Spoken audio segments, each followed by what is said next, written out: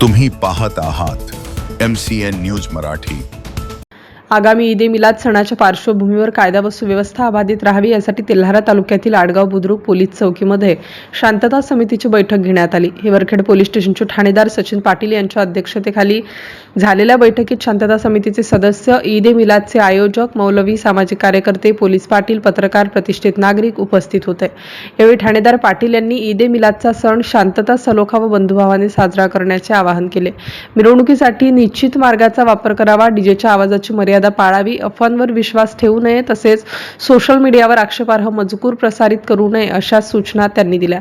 कुठलाही वाद किंवा अनुचित प्रकार निदर्शनास आल्यास तात्काळ पोलिसांशी संपर्क साधावा असेही त्यांनी सांगितले। सर्व समाजाने एकोप्याने सण साजरा करून पोलीस प्रशासनाला सहकार्य करावे असे आवाहन करण्यात आले। आयोजक व मौलवींनी प्रशासनाला पूर्ण सहकार्य करण्याचे आश्वासन दिले। MCN न्यूज मराठीकरिता दीपक रेळे, आडगाव बुद्रुक।